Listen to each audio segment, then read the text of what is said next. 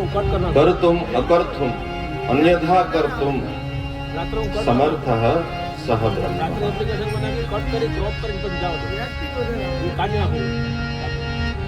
यतो वाचो निवर्तन्ते अप्राप्य मनसा सह ઉપનિષદે કહ્યું જ્યાં આપણા મન અને બુદ્ધિ અટકે ત્યાંથી ભગવાન નામનું તત્વ શરૂ થાય છે અને આપણે ઓળખી ન શકીએ, માપી ન શકીએ એવા ભગવાન ભક્તોની ભક્તિને વશ થઈ અને હજારો વર્ષની સાધના સફળ બનાવવા માટે થઈ અને ભગવાન આવ્યા છે ભોળા અને અભણ ગોવાળિયાઓની પાસે. બહુ હોશિયારીની જરૂર નથી ભગવાન માટે. ઘણા પૂછતા હોય, વિધિ પૂછે અમને, આનો મંત્ર, આ શ્લોક, આ વિધિ, આ કેમ કરાય, આ જરાક કેમ બોલાય? ભાઈ અટાણે તને આવડી જાહે, પછી આ સંસ્કૃત છે, એમાં ભૂલ થાય તો અર્થનો બીજો અર્થ થઈ જાય. એના કરતા એક કામ કરો, ઓમ નમઃ શિવાય આવડે તો એ બોલો. મહામંત્ર છે દરેક દેવના.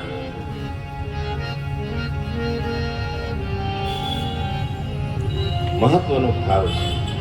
આવડે તો સારું, ચોક્કસ આવડે, ભૂલ વિના આવડવું જોઈએ તો સ્તોત્ર બોલાય, મંત્ર બોલાય. કઈ ના આવડે તો મૂળ મંત્ર બોલાય.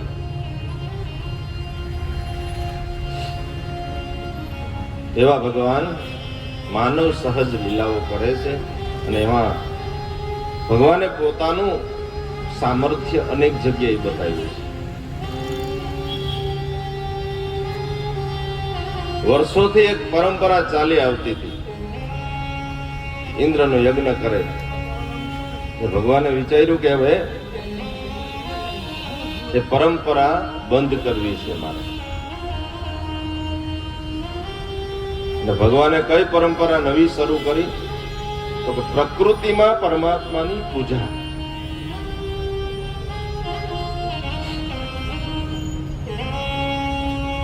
આ જે પર્વતો છે, નદીઓ છે, અરણ્યો છે, જંગલો છે,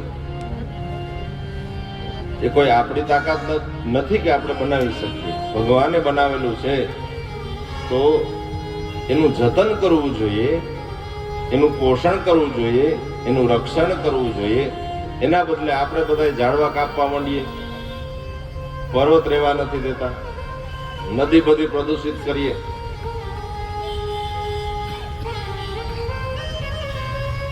તો એ ભગવાને બંધ કરાવવું હતું અને પ્રકૃતિનું જતન કરવાનું કે જે આ પ્રકૃતિ છે એ જ પરમાત્મા છે. કોઈની તાકાત કે આવો પર્વત બનાવી શકે?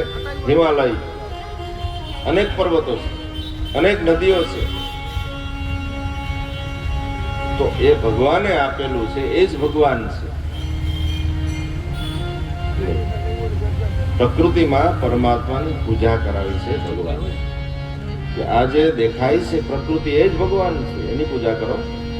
એની પૂજા કરશું, એનું જતન કરશું તો ઋતુઓ એની રીતે ચાલશે, સમયસર ચાલશે.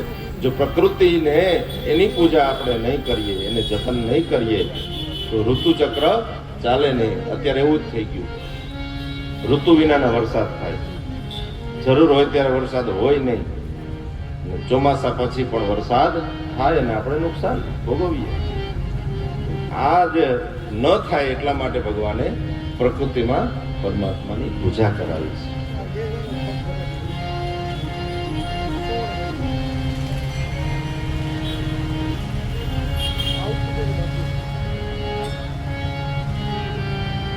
તો એવા ભગવાને પોતાના એક હાથે 7 વર્ષની ઉંમરમાં ગોવર્ધન ગિરિરાજ પર્વતને ધારણ કર્યો છે. વ્રજવાસીઓની રક્ષા કરવા માટે થઈને પર્વત ધારણ કર્યો, બધાને નીચે ઉતારી દીધા. વ્રજનું કોઈ વ્યક્તિ, કોઈ પશુ બહાર છે નહીં, બધાને અંદર લઈ લીધા. ફરતા શેષનાગ ના રૂપે બલભદ્રજી વિટેડાઈ ગયા અને 7 દિવસ સુધી કારતક સુદ એકમના દિવસે પૂજા કરી ગોવર્ધનનાથજીની. બીજને દિવસે ઘણા ઉત્સવો ઉજવા છે. અને ત્રીજના દિવસે ભગવાને ગોવર્ધનને ધારણ કર્યું.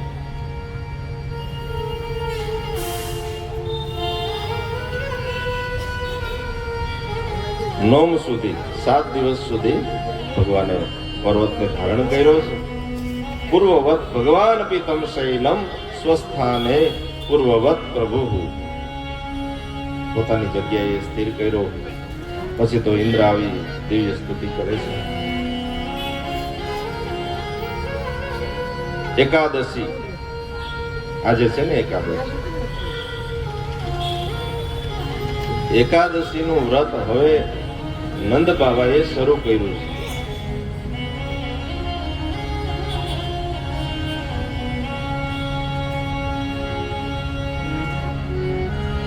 આવતીકાલે સવારે વહેલી એકાદશી પૂરી થઈ જાય. કદાચ કોઈ ચર્ચા કરતા હોય, આવતીકાલે સવારે પૂરી થઈ જાય છે. પણ અલગ અલગ શ્રૌત અને સ્માર્ત 2 એકાદશી હોય. એટલે અમુક મંદિરોમાં કાલે હોય ને અમુક જગ્યાએ આજે હોય. જ્યારે કરો ત્યારે પણ એકાદશી રહીએ ત્યારે ખાસ આખો દિવસ ભગવાનનું નામ સ્મરણ થવું જોઈએ. ખાલી ભૂખા રહીએ એનો કોઈ મતલબ નથી. ભૂખા રહેવું જોઈએ. એ આપણા શરીર માટે સારું છે. 15 દિવસે એકવાર અંદર કઈ ન નાખીએ તો સફાઈ થઈ જાય. એ વિજ્ઞાન છે. જ્યારે કરો ત્યારે. આજે એકાદશી છે, એ જ રીતે નંદ બાબાએ એકાદશીનું વ્રત કર્યું. કોઈ દી ભૂખા રહેલ નહીં. યશોદાજી અને નંદ બાબા સાથે બેસી અને 1000 તુલસી પત્ર લઈ અને સહસ્રનામથી અર્ચન કર્યું. ભગવાનની પૂજા કરી. ખાલી પેટ હોય નિંદર આવે નહીં. મધ્યરાત્રિએ એને થયું કે હાલો હવાર પડી ગઈ એવું લાગે છે, નાઈ લઉં તો પછી નાસ્તો થાય. નંદ બાબા મધ્યરાત્રિએ બીજા 2 ગ્વાલો સાથે ગયા છે, સ્નાન કરવા ગયા છે. અંદર પાણીમાં જલની અંદર રાત્રિના જવાની મનાય છે. વરુણનો અપરાધ થાય. એના દૂતો લઈ ગયા નંદ બાબાને વરુણ લોકમાં.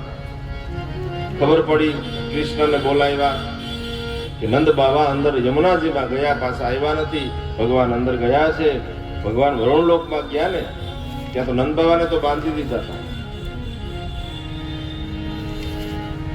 ભગવાન જ્યાં અંદર ગયા ને વરુણ લોકમાં, ત્યાં તો વરુણ ભગવાન પોતે પોતાના સિંહાસન ઉપરથી ઉતરી પ્રણામ કર્યા.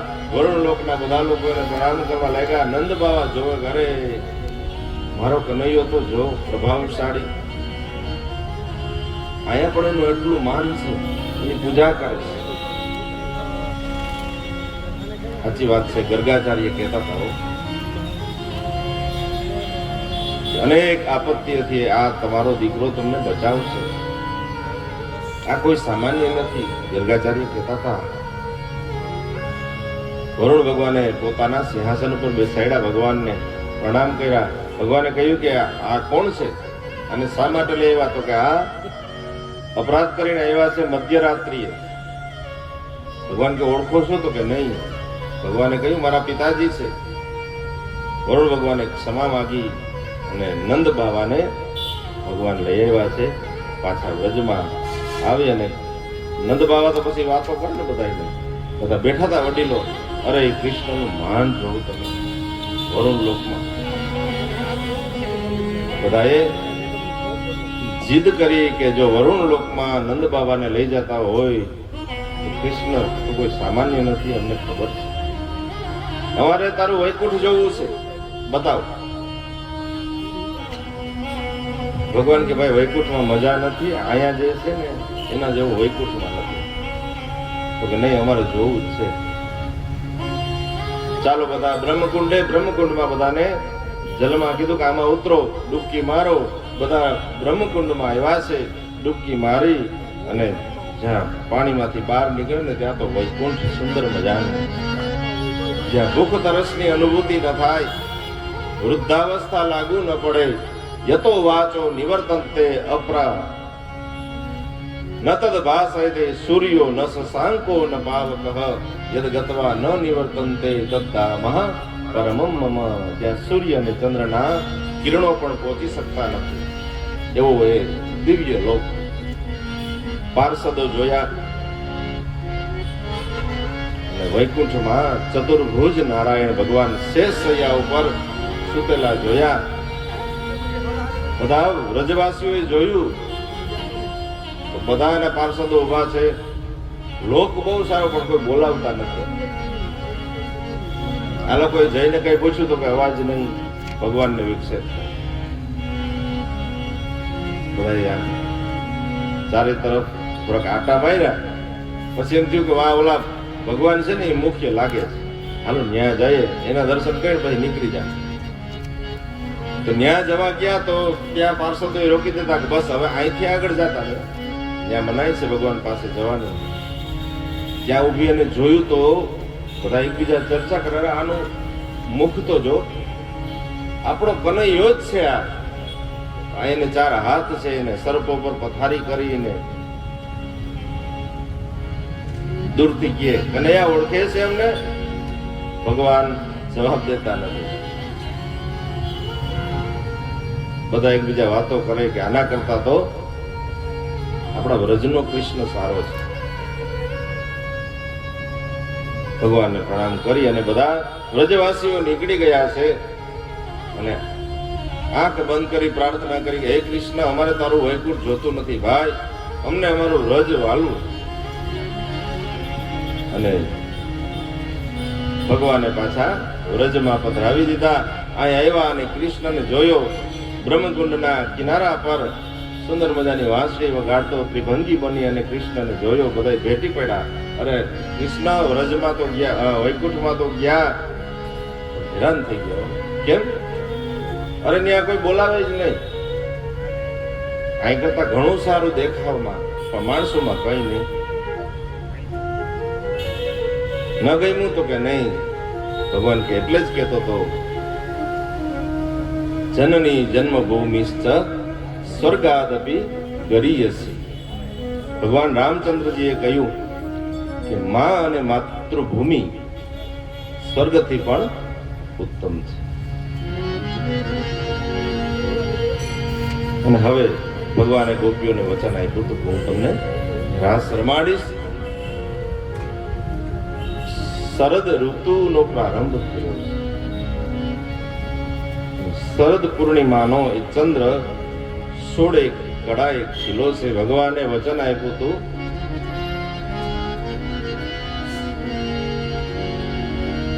કે જ્યારે કૃષ્ણાવતાર લઈશ ને ત્યારે હું 6 મહિનાની રાત્રિ બનાવી અને તમને હે ચંદ્ર ભગવાન મોકો આપીશ દર્શન માટે.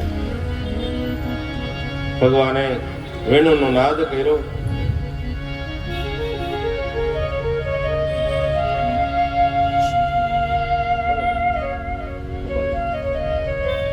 વેણુનો નાદ કર્યો અને ગોપીઓ જે કામ કરતી હતી એ કામ પડતું મૂકી અને ગોપીઓ બધી ભાન ભૂલી ગઈ.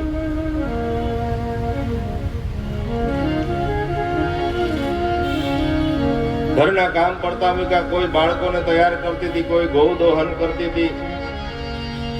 જેવી વાંસળી સાંભળી બધી જ ગોપીઓ દોડી દોડીને આવી. ભગવાને સ્વાગત કર્યું.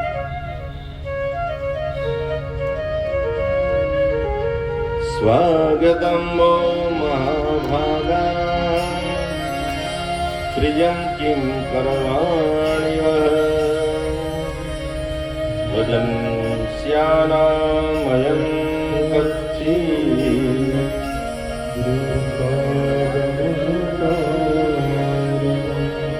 રજન્યેષા ઘોર રૂપા ઘોર સત્વની સેવિતા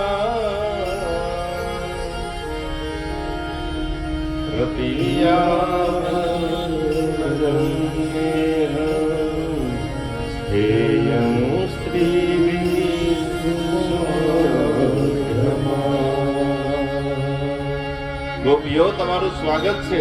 સ્વાગતમ વો મહાભાગા. હે મહાભાગ્યશાળી ગોપીઓ તમારું સ્વાગત છે. પ્રિયમ કિમ કરવાણી વહ, બોલો તમારી શું સેવા કરવી. વ્રજમાં આગ લાગી, કોઈ વિપત્તિ આવી, આપત્તિ આવી, કેમ દોડીને આવી? આવી ઘોર રાત્રિમાં સ્ત્રીઓએ એકલું જવાય? શા માટે? તમારા માતા, પિતા, પુત્રો, ભાઈઓ, પતિ, ઘરના પરિવારને ભૂસીને આવી?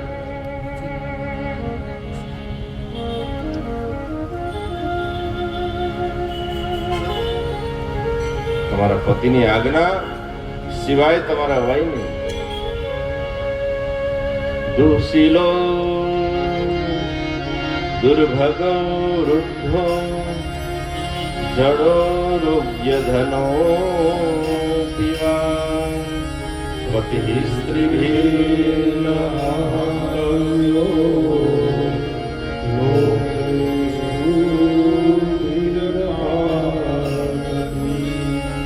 ભગવાન કહે છે ગોપીઓનો કે દુઃશીલો, કદાચ ને ચરિત્ર વગરનો, શીલ વગરનો પતિ હોય તો એ જ ગમે તેવો છે તમારો પતિ છે, એને જ પરમેશ્વર માનો.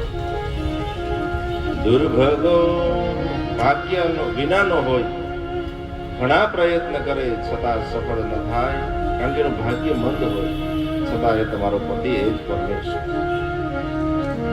વૃદ્ધ હોય, જડ હોય, રોગી હોય, અધનોપી એટલે કે ધન વિનાનો, ગરીબ હોય તો પણ પતિ એ જ તમારો પરમેશ્વર.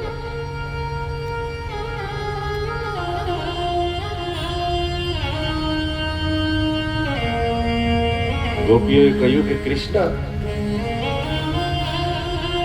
તમે વચન આપ્યું હતું કે હું તમને રાસ રમાડીશ, વાંસળી વગાડીશ, એટલે અમે આવીશ.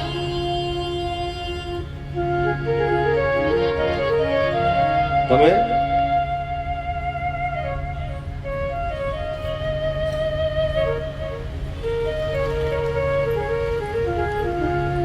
એમ કીધું ને કે તમારા પતિને ભૂસીને આવી. ગોપીઓએ ભગવાનને એક નાનકડી વાર્તા કરી. ભગવાનને ગોપીઓએ એક નાનકડી વાર્તા કરી. કૃષ્ણને કહે છે કે નંદનંદન, એક સ્ત્રી, એનો વિવાહ થયો. વિવાહ થયો એ સૌભાગ્યવતી સ્ત્રીનો પતિ, એને થોડા સમય પછી ક્યાંય બહારગામ જવાનું થયું. આ સ્ત્રીનો એવો નિયમ કે રોજ પતિની પૂજા કરે, એને પ્રણામ કરે, એને જમાડે, પછી જ પોતે જમે. આવો નિયમ આ સ્ત્રીનો. કોઈ એક વખતે એના પતિને બહારગામ જવાનું થયું અને એક જ દિવસમાં પાછું આવવાનું નહોતું, એટલે બહારગામ એનો પતિ ગયો ત્યારે એની પત્નીએ કહ્યું આ સ્ત્રીએ કે મારો કાયમી નિયમ છે કે તમારી પૂજા કરવાની, તમને જમાડવાના અને પછી જ મારે જમવાનું. હવે મારા નિયમનું શું કરું? ભગવાને કીધું કે એના પતિએ કહ્યું કે એક કામ કરો, લે આ મારો ફોટો, ટેબલ ઉપર ફોટો રાખ્યો, ફોટામાં મારી પૂજા કરી લેજે. તારે જમવું હોય ત્યારે આમાં થાળી મૂકી ધરી અને પછી તારે જમી લેવું. તો હા, એ બરાબર છે.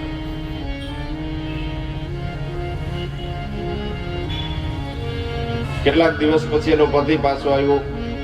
ઘરે કોઈ છે નહીં, આ સ્ત્રી એકલી છે.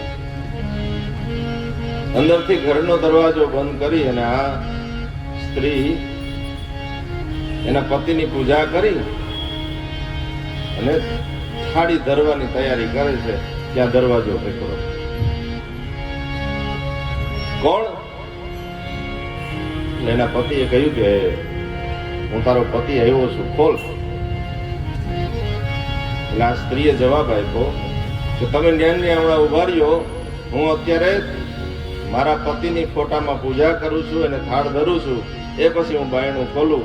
ગોપીઓએ ભગવાનને પૂછ્યું કે એનો પ્રત્યક્ષ પતિ આવી ગયો હોય તો પછી આ ફોટાની પૂજા કરવાની હોય, એને થાળ ધરવાનો હોય, પછી તો પતિને જ અંદર લઈને એની પૂજા કરાય, એને સાથે જમવાનું હોય ને. ભગવાન કે હા, પ્રત્યક્ષ પતિ આવી જાય પછી ફોટાની પૂજાની જરૂર નહીં. ગોપીઓએ કહ્યું કે સંસારનો પતિ છે ને એ ફોટા જેવો છે. અમને ખબર છે તમે કોઈ સામાન્ય નથી, તમે હું સ્વરૂપવાન છે એટલા અમે તમારી સાથે રાસ રમવા આવ્યા એટલે નથી આવ્યા. પણ સમસ્ત જેટલા દેહ ધારણ કરનાર જેટલા પ્રાણીઓ છે, પ્રાણી માત્રના સ્વામી તમે છો એટલે અમે આવી છે. ભગવાને વિચાર્યું કે એકદમ લાયક છે આ ગોપીઓ, બ્રહ્મ તત્વને પામી ગઈ છે.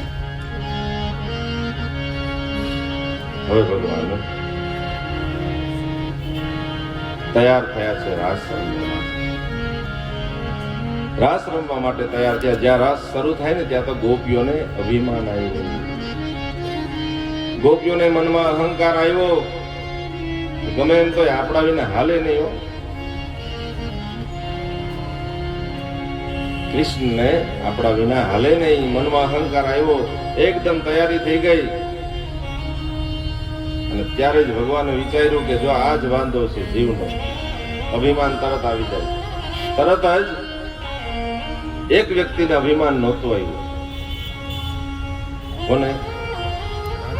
રાધાજીને અભિમાન નહોતું આવ્યું. એટલે રાધાજીને સાથે લઈ અને ભગવાન એ જગ્યાએથી અંતર ધ્યાન થઈ ગયા. ગોપીઓ જોવે તો ક્યાંય ભગવાન મળતા નથી, ક્યાંય ભગવાન છે નહીં. ગોપીઓ બધી વ્યાકુળ બની છે અને બધી ગોપીઓ આમ તેમ ફરવા લાગી. વૃક્ષોને પૂછે, વેલાઓને પૂછે, તુલસીને પૂછે, તમારા શ્યામને તમે જોયા છે? આ બાજુ રાધાજીને લઈ અને ભગવાન નીકળ્યા. રાધાજીને એમ થયું કે બધી ગોપી વિના તો હજી હાલે, પણ મારા વિના તો હાલે જ નહીં. એટલે રાધાજીને અહંકાર આવ્યો, પણ ગોપીઓ કરતા વધારે આવ્યો. વિશેષ મહત્વ મળ્યું ને, સાથે લઈને ગયા એટલે એને વધારે અહંકાર આવ્યો. એટલે હવે રાધાજીએ કૃષ્ણને કહ્યું કે કનૈયા હવે મારાથી હલાશે નહીં. કૃષ્ણ કે તો મને તેડવી પડે, ભેગી લઈ જાવી હોય તો. ભગવાન કે આનું તો કામ બધા કરતા હોય તું. કૃષ્ણ કે હું કઈ એમ તેડી ન શકું. ભગવાને સમજી ગયા ભગવાન કે આને અહંકાર વધારે આવ્યો છે. કૃષ્ણએ કહ્યું રાધાજીને કે હું એમ તેડી ન શકું, એક કામ કરો રાધાજી, આ ઝાડવા ઉપર અહીંથી ચડી એક ડાળી આવતી હતી, આ ડાળીએથી આમ આવો, આમ તમને તેડી ન લો, આમથી આવો, મારા ખભે બેસી જાવ, પછી હાલી હતી. રાધાજી કે હવે બરાબર.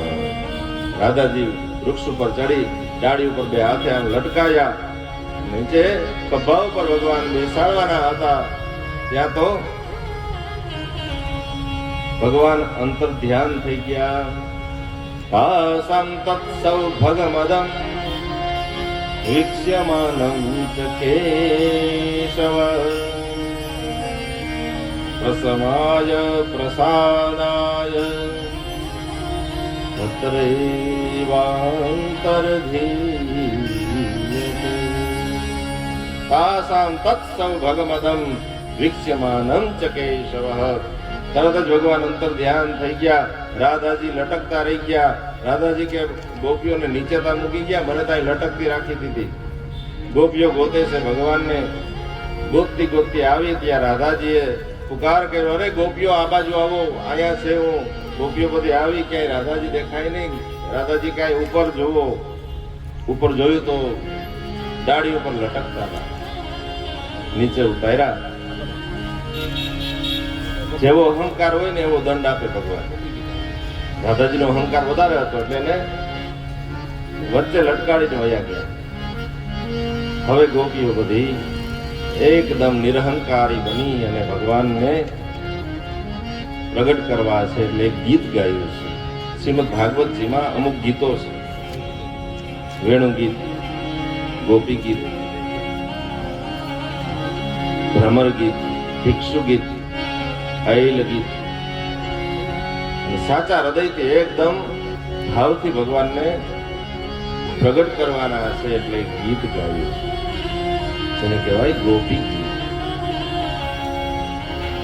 જયતિ તે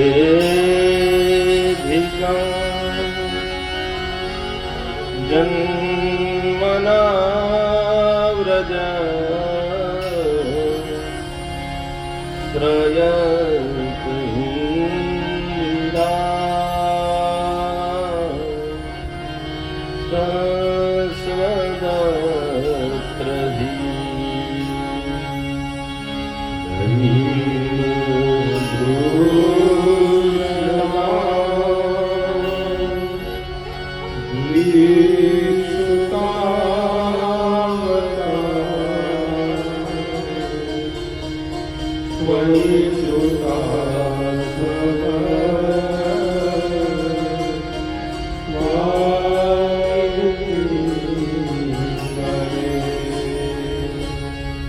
જયતિ તે અધિકમ. અધિકમ જયતિ. આ વ્રજ ગોકુળ ને કોઈ ઓળખતું નતું આ દુનિયામાં, ક્યાં રાજ્યમાં છે ક્યાં જિલ્લામાં છે, પણ જન્મના વ્રજ, તમારા જન્મ થવાથી વ્રજ ગોકુળ પ્રખ્યાત થયું. શ્રયત ઇન્દિરા, તમારા આવવાથી ભગવાનની સાથે લક્ષ્મી હોય જ. આપણે લક્ષ્મીની પાછળ પડીએ, પણ નારાયણને જે ભજે લક્ષ્મી એની સાથે છે. શ્રયત ઇન્દિરા સસ્વદત્રહી. આ વ્રજમાં સમૃદ્ધિનો જે મહાસાગર આવ્યો છે ને એ તમારા કારણે આવ્યો છે. કારણ કે શ્રયત ઇન્દિરા, ઇન્દિરા એટલે લક્ષ્મી, સસ્વત અત્રહી, નિત્ય અહીંયા બિરાજમાન થયા છે લક્ષ્મીજી પણ. દયિત દૃશ્યતા. દયિત એટલે અતિશય જે વાલા વ્યક્તિ હોય ને સંસ્કૃતમાં દયિત છે. અમને જો મારી જ નાખવા હતા તો પછી બધી જગ્યાએ અમારી રક્ષા શા માટે કરી? વિસર્જલાપ્યયા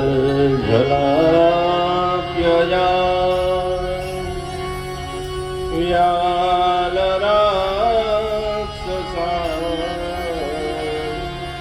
વર્ષમારુતા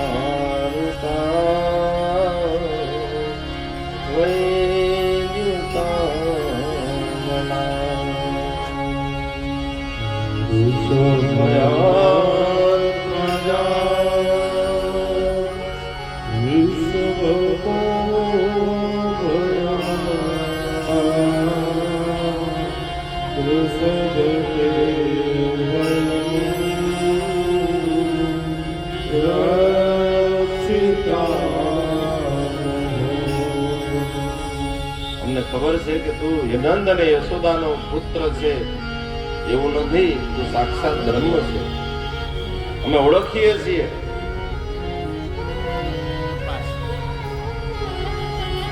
જેટલા દેહધારી જીવાત્માઓ છે ને, જેને શરીર ધારણ કર્યું ને આ પૃથ્વી પર, જેટલા દેહધારી છે એના અંતરાત્મા એના ભગવાન તમે છે. અમે ઓળખીએ છીએ, તમે કોઈ સામાન્ય ન. ખલુ ગોપિકા નંદનો ભવાન અખિલ દેહિના અંતરાત્મનો વિઘ્ન સાધિતો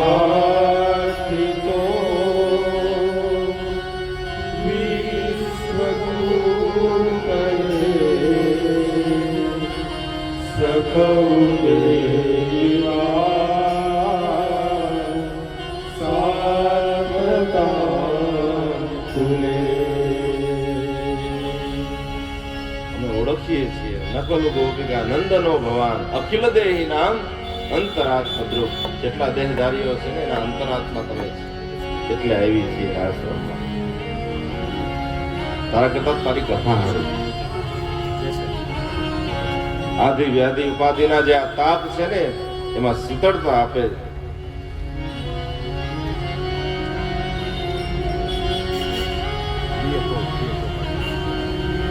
સુંદર મજાના 19 શ્લોકોથી સ્તુતિ કરી છે. અને છેલ્લે ભગવાનને એમ થયું કે હવે ગોપીઓ એકદમ નિરહંકારી થઈ છે.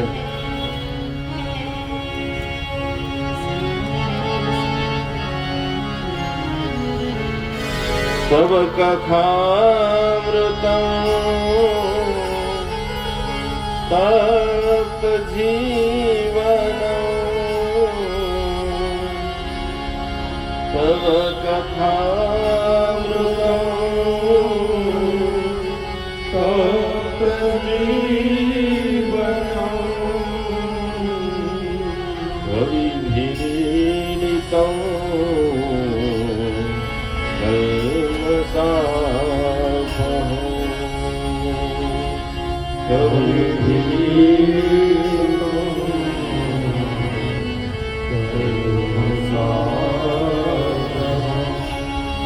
શ્રવણમંગલં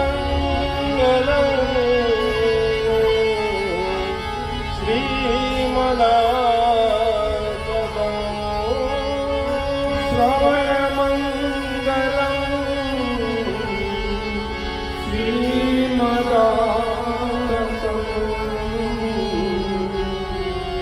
ભુવિ ગૃહન્તિ તે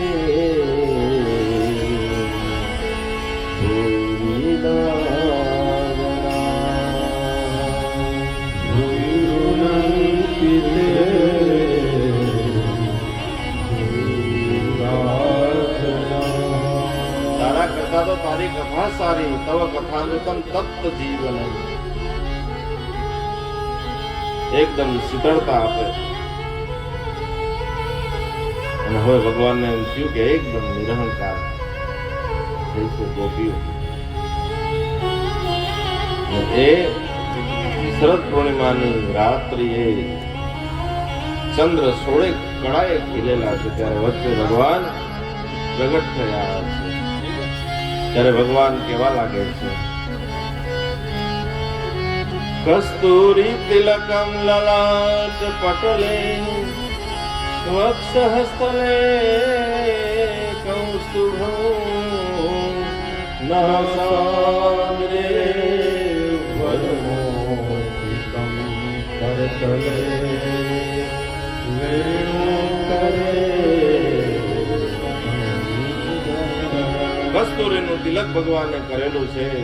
વૈજયંતી માળા, પીળું પીતાંબર, સુંદર મજાના આભૂષણોથી શોભાયમાન છે ભગવાન. અને ગોપીઓને વચ્ચે જ્યાં પ્રગટ થયા ને ત્યાં તો ગોપીઓના પ્રાણમાં પ્રાણ આવ્યો. બધી ગોપીઓ રાજી થઈ ગઈ. હવે ભગવાન બધાની સાથે રાસ રમે. રસ રમે વાલો મારો વૃંદાવન ધામમાં. રાસ રમે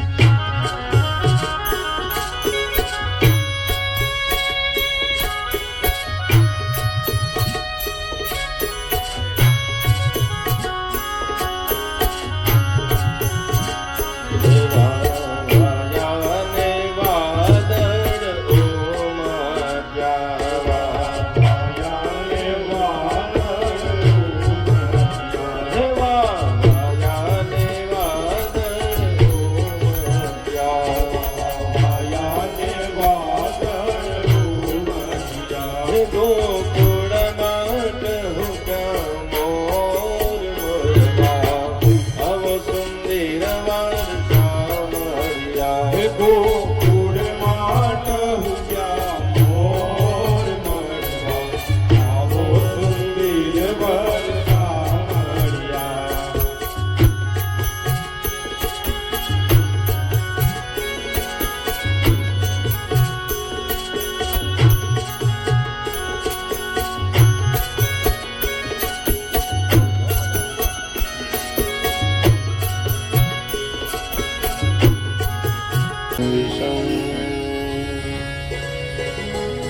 ઈશ્વર જે લીલા કરે ને એ કોઈ માણસ કરી જ ન શકે. ભગવાન શિવજીએ ઝેર પીધું, આપણે પી શકીએ? ભગવાન કૃષ્ણએ કાળીય નાગ ઉપર નૃત્ય કર્યું, આપણે કરી શકીએ? ભગવાને પર્વતને ધારણ કર્યો, 7 મિનિટે આપણે ન લઈ શકીએ વજનવાળી વસ્તુ. ભગવાને 7 દિવસ સુધી પર્વત ધારણ કર્યો.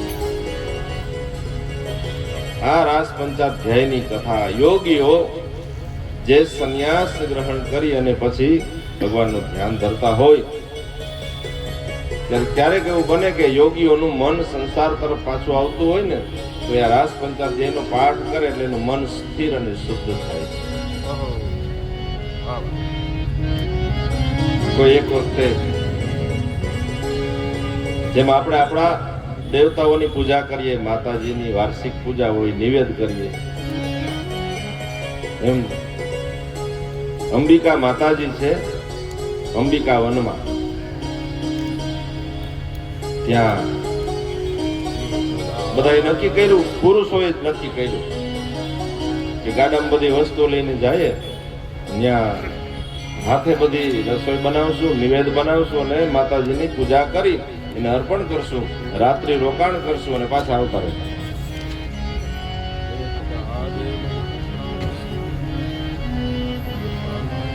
ગાડામાં બધી વસ્તુ લઈ બધા આવ્યા છે સરસ્વતીના કિનારે અંબિકા વનમાં.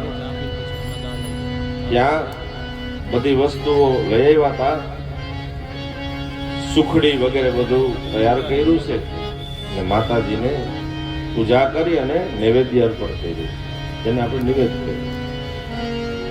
પૂજા કરી રાત્રિના સમયે બધાએ કૃષ્ણને કહ્યું, કૃષ્ણ હાલને આપણે માતાજીના ગરબા ગાય. બધા પુરુષો જ છે, ગરબી નહીં માન.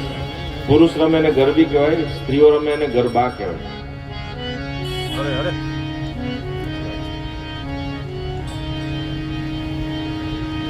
અને બધા સાથે મળી માતાજીની આરાધના કરી. એક એક ક્રિયા છે ને ભગવાનની આપણને સંદેશ આપે છે. ઘણા એમ કહેતા હોય કે અમે આ સંપ્રદાયમાં છે, અમે માતાજીને ન માનીએ. આપણે સનાતન સંપ્રદાયના છીએ, સનાતન ધર્મના. સનાતનનો મતલબ શું થાય? એનો અર્થ શું?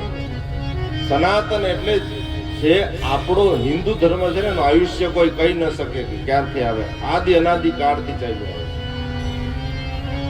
જ્યારથી વેદની ઉત્પત્તિ થઈ, ભગવાનની ઉત્પત્તિ થઈ, ત્યારથી આ આપણો સનાતન ધર્મ છે. અને આપણે કોના ફોલોવર છીએ? આ તો હવે બધું નિયમથી નીકળી ગયું. નહીતર આપણા બધાએ શંકરાચાર્ય આપણા ચારેય પીઠના છે. પૂર્વ, પશ્ચિમ, ઉત્તર, દક્ષિણ ભારતની ચારે તરફ એક એક શંકરાચાર્ય છે. એના નિયમ મુજબ જ આપણે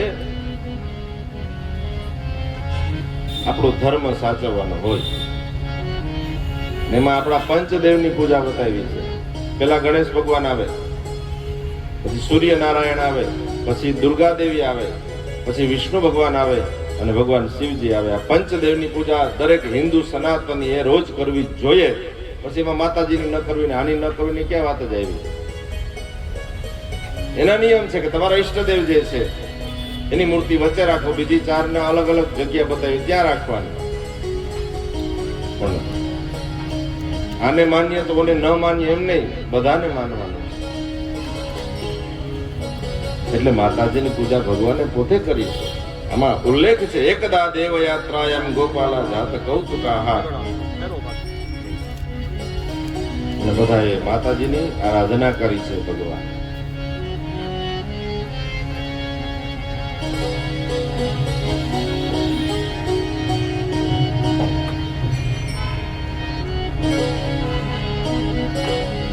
હે તને ચાર ચાર યુગમાં જાણીને માં જાણો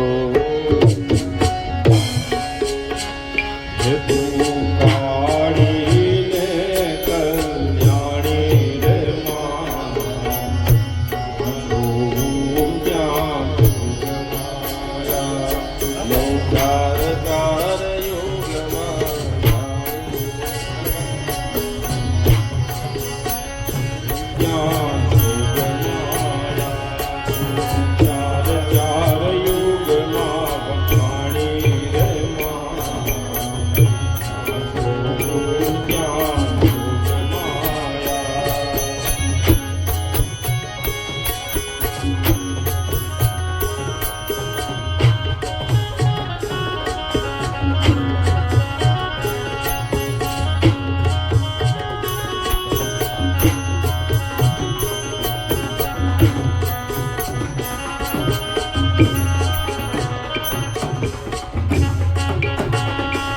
અને પેલા તે યુગમાં હારી રે માં ત્યાં જો ત્યાં જોગમાયા.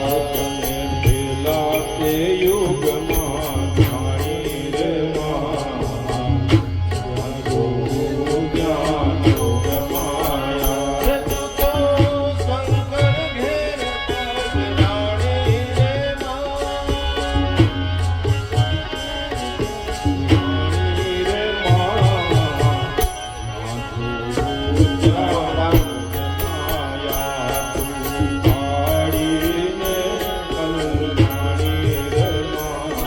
બ્રહ્મ સમાજના બધા મિત્રો વડીલોને પ્રણામ.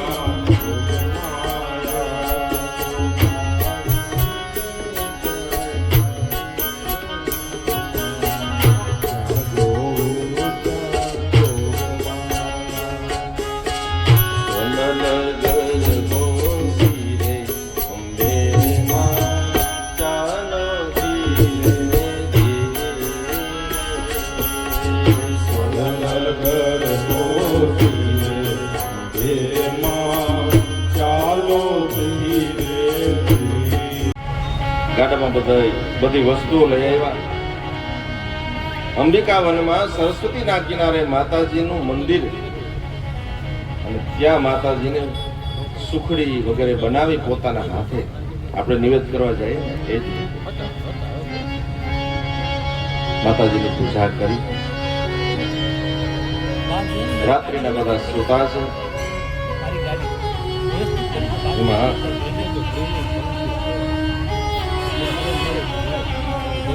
એક બનાવ બન્યો.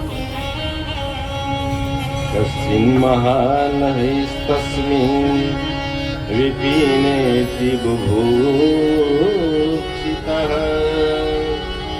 નિદ્રોચ્છયા ગતો નંદ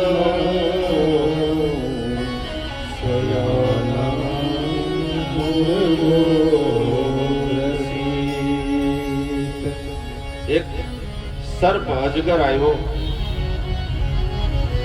નંદજીને એના પગે નંદજીનો પગ પકડી લીધો અજગર.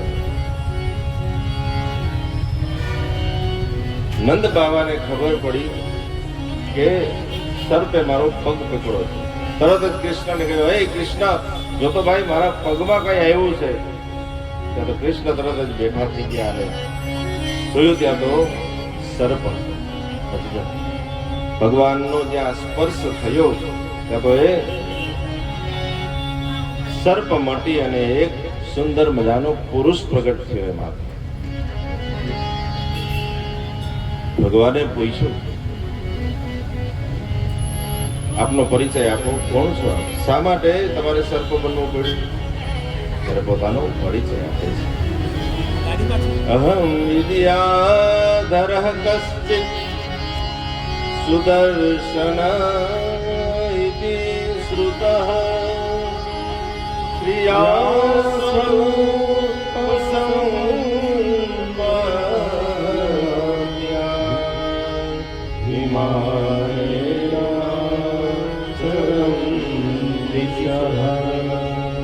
અહમ વિદ્યાધર કસ્ય. મારું નામ સુદર્શન છે, હું વિદ્યાધર છું. વિદ્યાધર જાતિનું નામ છે. મારું નામ સુદર્શન. શ્રિયા સ્વરૂપ સંપત્ત્યા, સંપત્તિ વધી ગઈ અને એના કારણે મને અહંકાર થયો. વિમાનમાં હું વિહાર કરતો હતો, એમાં મેં અંગીરા ઋષિનો અપરાધ કર્યો.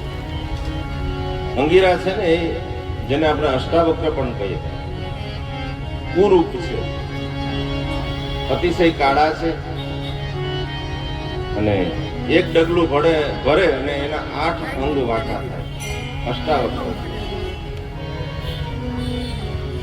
મારી સ્ત્રીઓને હસાવવા માટે થઈ અને મેં એની મસ્કરી કરી. ઋષિએ મને શ્રાપ આપ્યો કે આ તું નથી કરતો, તારા પિતાની સંપત્તિ કરાવે છે, આ તારા સંસ્કાર નથી, તને બહુ તારા દેહનો અહંકાર છે ને, જા સર્પ બની જા. મેં ક્ષમા માંગી. ગુરુદેવ મને ક્ષમા કરી. ત્યારે એને આશીર્વાદ આપ્યો, ભગવાન જ્યારે દ્વાપરમાં આવશે કૃષ્ણાવતાર લઈને, ત્યારે તારો ઉદ્ધાર થશે. માટે મારે સર્પ બનવું જોઈએ. ભગવાને જેટલા ગ્વાલો હતા, બાળકો હતા ને, એને સુંદર મજાનો ઉપદેશ આપ્યો.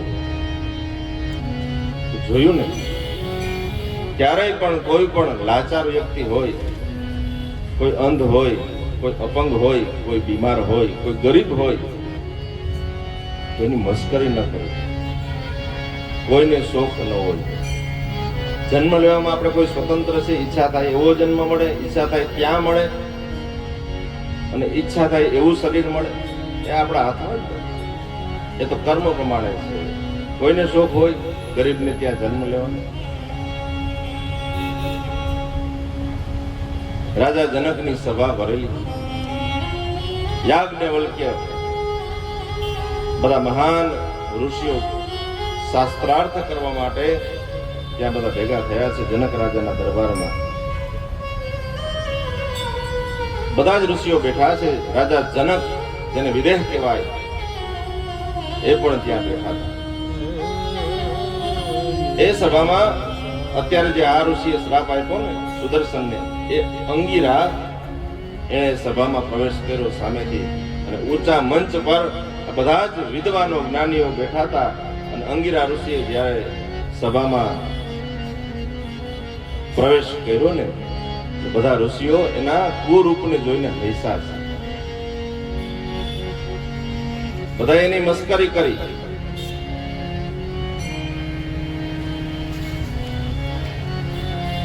અને અંગીરાએ જોયું કે મેં પ્રવેશ કર્યો એટલે મારા આ શરીરને જોઈ અને આ લોકો હૈસા છે. એટલે અંગીરા ઋષિ સામા હૈસા, આ પહોંચ્યા ને ત્યાં સુધી હૈસે રહી. એટલે જનક રાજાએ પૂછ્યું, હે ઋષિવર, આ બધા તમારી મસ્કરી કરી અને તમારા શરીર માટે હૈસા, પણ તમે શા માટે હૈસા? અંગીરાએ કહ્યું કે રાજા જનક, મને એમ હતું ને કે હું રાજા જનકના દરબારમાં જઈશ, ત્યાં તો જ્ઞાનની ચર્ચા થશે, ભગવાનની ચર્ચા થશે.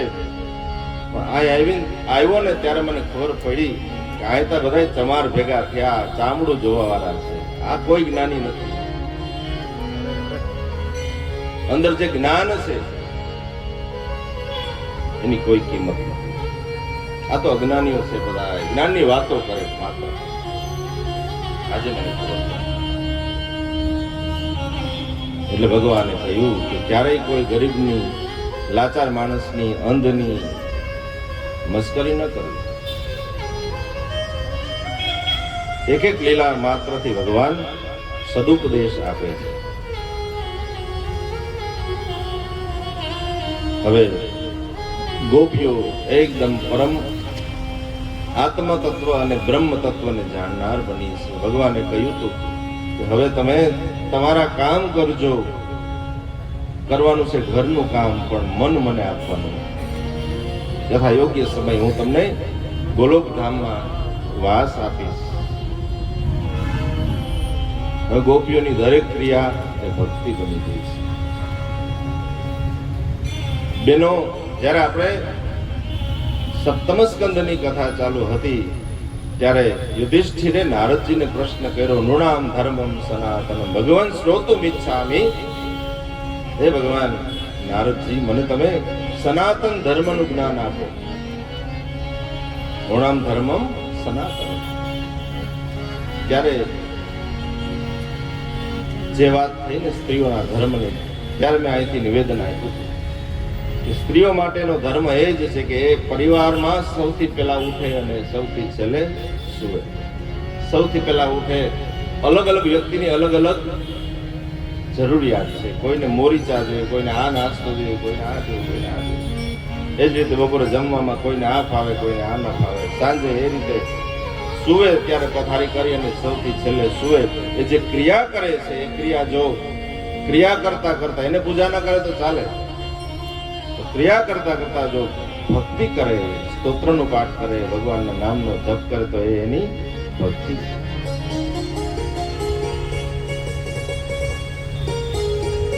ભગવાન શિવજીનું સ્તોત્ર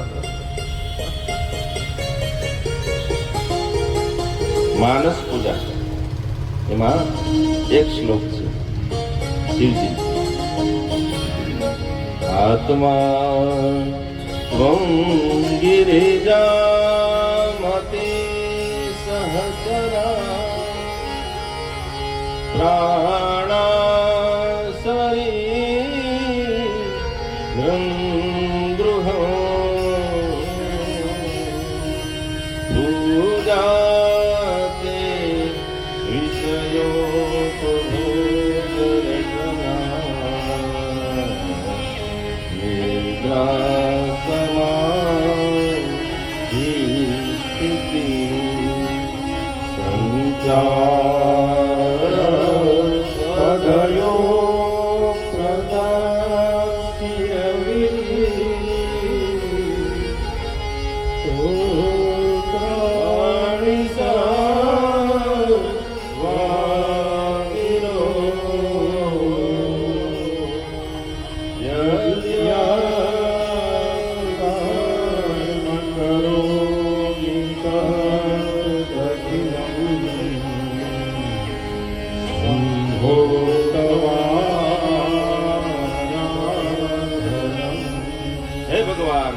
આત્મા ત્વમ, મારો આત્મા છે ને એ જ તમે છે.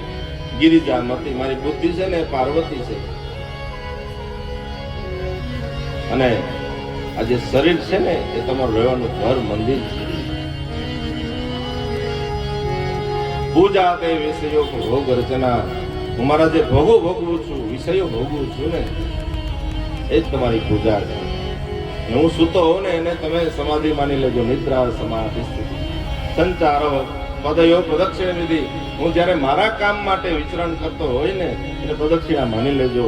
બાકી હું તમારું કઈ કરી શકો એમ નથી. યદ યદ કર્મ કરોમિ તત્ અખિલમ, જે જે કર્મ કરું છું શંભુ તવ આરાધનમ, હે ભગવાન તમારું આરાધન સમજી લે.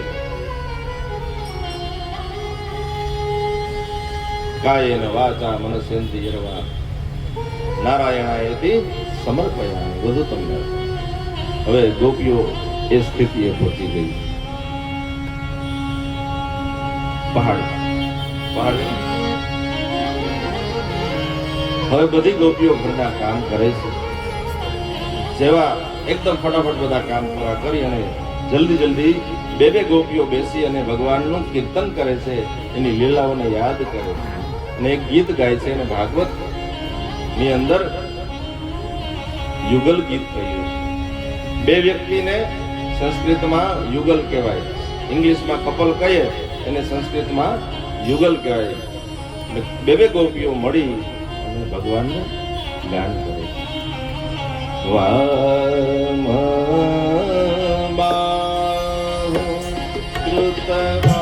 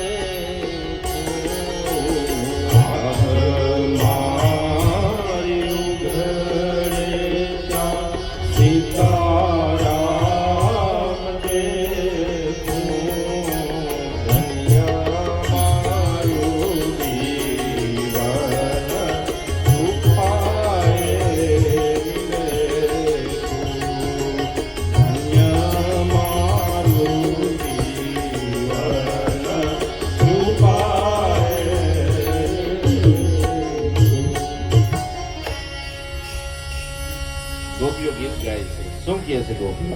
વામ બાહુ કૃત વામ કપોલો, ડાબા કબ્બા તરફ, કપોલ એટલે ગાલ, પોતાનું ગાલ ઝુકાવે. વલ્ગિત ભ્રુહુ, વાંસળી વગાડી હોય ને, ફૂંક મારી એટલે આ ભ્રુહુ બે ભેગી થઈ જાય. વલ્ગિત ભ્રુહુ, અધરાર્પિત વેણુ, નીચેના હોઠને અધર કહેવાય. આ રીતે વેણુને પોતાના હોઠ ઉપર રાખે. કોમલ આંગુલી વિરાસિત માર્ગમ, કોમળ આંગળીઓથી એમાં પ્રાણ પૂરે અને એ વેણુનો નાદ કરે ત્યારે આકાશમાં દેવતાઓની સ્ત્રીઓ પણ મોહિત થઈ જાય. કાશ અમે પણ ગોપી હોત તો. પ્રશંસા કરે ગોપીઓની કે એની સાથે બ્રહ્મની સાથે આ બધી ગોપીઓને એના દર્શનનો લાભ મળે.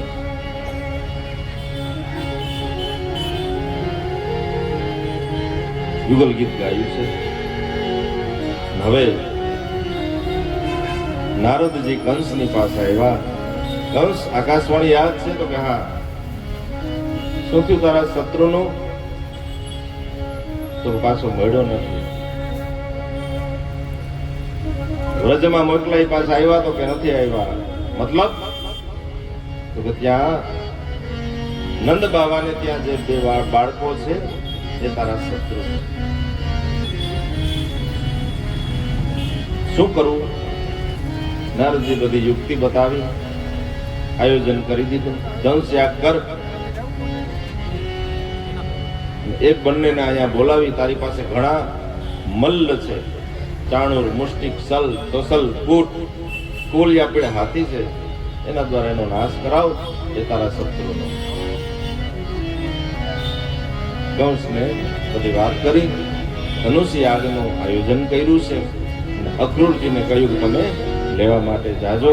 એ કથામાં આપણે થોડા મોડા થયા છીએ. આજે મોડું તો થાય જ છે, અને આજે કઈ ઉતાવળ ન હોય તો મોડું તો થવાનું જ છે. હજી તો ભગવાનને પરણાવવા. તો 10 થી 15 મિનિટ વિશ્રાંતિ, એ પછી કથાને આગળ વધારશું. શ્રી વૃંદાવન વિહારી લાલ કી જય. કુંજમાં બિરાજે ઘનશ્યામ રાધે રાધે. કુંજમાં બિરાજે ઘનશ્યામ રાધે રાધે. કુંજમાં બિરાજે ઘનશ્યામ રાધે રાધે. કુંજમાં બિરાજે ઘનશ્યામ રાધે રાધે. શ્યામ રાધે રાધે શ્યામ રાધે રાધે. શ્યામ રાધે રાધે ઘનશ્યામ રાધે રાધે. શ્યામ રાધે રાધે ઘનશ્યામ રાધે રાધે. શ્યામ રાધે રાધે ઘનશ્યામ રાધે રાધે. કુંજમાં બિરાજે ઘનશ્યામ રાધે રાધે. કુંજમાં બિરાજે ઘનશ્યામ રાધે રાધે. કુંજમાં બિરાજે ઘનશ્યામ રાધે રાધે. કુંજમાં બિરાજે ઘનશ્યામ રાધે રાધે. કુંજમાં બિરાજે